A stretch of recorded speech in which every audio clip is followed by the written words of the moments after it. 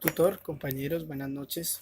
Nuevamente me presento haciendo la segunda parte del video relacionado al estudio de la antropología, la cultura como un concepto antropológico, dando respuesta a las preguntas restantes, no sin antes pedir excusas por el escenario donde me encuentro, pues aún me encuentro en mi área laboral.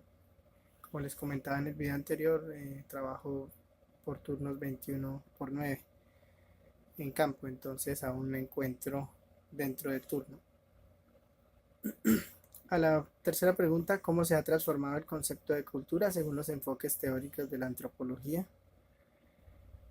Para ello, de acuerdo a las lecturas, los pensadores y los antropólogos definieron de muchas maneras la antropología y la cultura como epicentro del estudio social antropológico.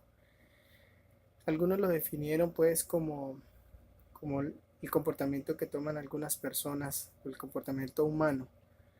En otros lo definieron como en el enfoque material que usan los seres humanos para desarrollarse. Y por otra parte lo definieron como la razón de ser del principio humano.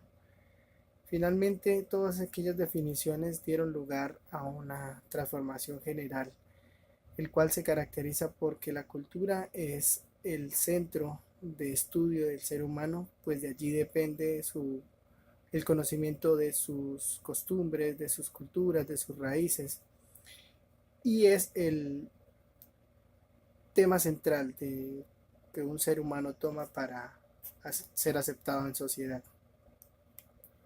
Bueno, la cuarta pregunta, que ¿cuál es la diferencia entre cultura y sociedad? La cultura, como lo mencionaba, está definida como en la razón de ser del ser humano, es quien caracteriza la existencia humana dentro de una sociedad. Entonces, por ende, la cultura son las características del ser humano y la sociedad sería un grupo o el grupo que define aquellas características en común. Dando un ejemplo, la cultura sería un grupo indígena y la sociedad un grupo indígena donde tienen ciertas creencias en adoración al sol o diversas creencias dentro de sí mismos. Eso sería la parte cultural o la música que interpretan. La sociedad de ellos sería el conjunto de todos aquellos individuos que comparten esas cosas en común, esa cultura en común, esas raíces en común que lo hacen diferente a otras culturas o a otros grupos. Y la quinta que se definía como, perdón, la quinta que solicitaba la definición de conceptos de enculturación, relativismo cultural y etnocentrismo. La enculturación es el proceso que lleva a un ser humano para hacer parte de una sociedad.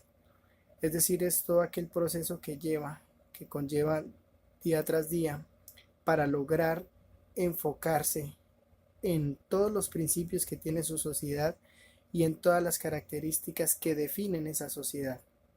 El relativismo cultural enfoca o hace parte a todas aquellas conjunto de costumbres, de caracterizaciones que toman las sociedades, que da lugar a la diferenciación de unas u otras en relación a sus comportamientos o a las características mencionadas.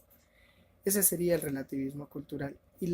Y el etnocentrismo son todos aquellos principios y todas aquellas particularidades que componen una área cultural y en los cuales los individuos ofrecen su valor cultural como el más amplio rango de, de, de posición, es decir, lo reposicionan, lo reevalúan a su mayor expresión para así diferenciarse de otros grupos.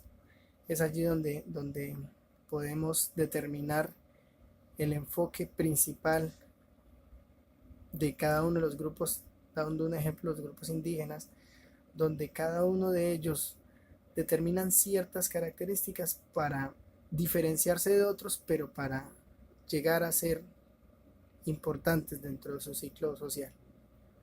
Muchas gracias por la atención prestada. Hasta una próxima oportunidad.